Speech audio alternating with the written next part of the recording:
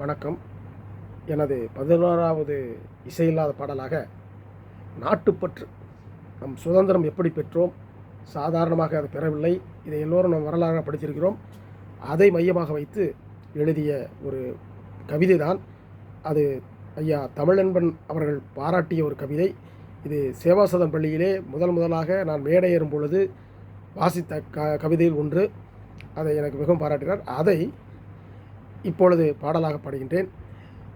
இந்த வரிகளை நீங்கள் கேட்டு அதற்கு எனக்கு பின்புலம் தர வேண்டிக் கொள்கிறேன். இதோ அந்த பாட்டு. இடியன அடிபட்டு இதயங்கள் அறுபட்டு உயிர்களும் உடல் விட்டு இரத்தங்களை ஓடவிட்டு சொகீதம் பாடவிட்டு அந்நியரும் நாட்டை விட்டு நம்ம வரை ஆளவிட்டு ஓடிச்சென்ற நாளும் தொட்டு ஒட்டிக்கொண்ட சுதந்திரமே. இடியன அடிபட்டு இதயங்கள் அறுபட்டு உயிர்களும் உடல் விட்டு இரத்தங்களை ஓடவிட்டு சொகை கீதம் பாடவிட்டு அந்நியரும் நாட்டை விட்டு நம்ம வரை ஆளவிட்டு ஓடிச்சென்ற நாளும் தொட்டு ஒட்டிக்கொண்ட சுதந்திரமே.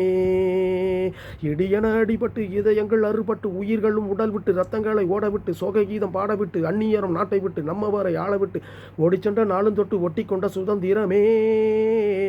உன்னை பாடிச் சென்ற பாரதியும் சுதேசி கப்பல் விட்ட வஉசியும் உன்னை பாடிச் சென்ற பாரதியும் சுதேசி கப்பல் விட்ட வஉசியும் எண்ணற்ற தியாகிகளும் இழந்த தேசம் தன்னை பெற பல தேகங்களை இழந்தோம் இழந்த தேசம் தன்னை பெற்றோம். இடியன அடிபட்டு இதயங்கள் அறுபட்டு உயிர்களும் உடல் விட்டு இரத்தங்களை ஓடவிட்டு சோக கீதம் பாடவிட்டு அந்நியரும் நாட்டை விட்டு நம்ம வரை ஆளவிட்டு ஓடிச் சென்ற நாளும் தொட்டு ஒட்டி கொண்ட சுதந்திரமே. உன்னை பாடி சென்ற பாரதியும் சுதேசி கப்பல் விட்ட வஉசியும் கண்ட கனவுகள் வெற்றி கொள்ள பல தேகங்களை இழந்த தேசம் தன்னை பெற்றோம். வந்தே மாதரம் வந்தே மாதரம் வந்தே மாதரம். அன்புடன் உங்கள் கவிச்சித்தர் களக்காடு மாரி சுப்ரமணியன். இதற்கும் உங்களுடைய கருத்தை தெரிவித்து என்னை ஊக்குவிக்க வேண்டுகிறேன். நாளை 12வது இசையில்லாத பாடலில் சந்திப்போம்.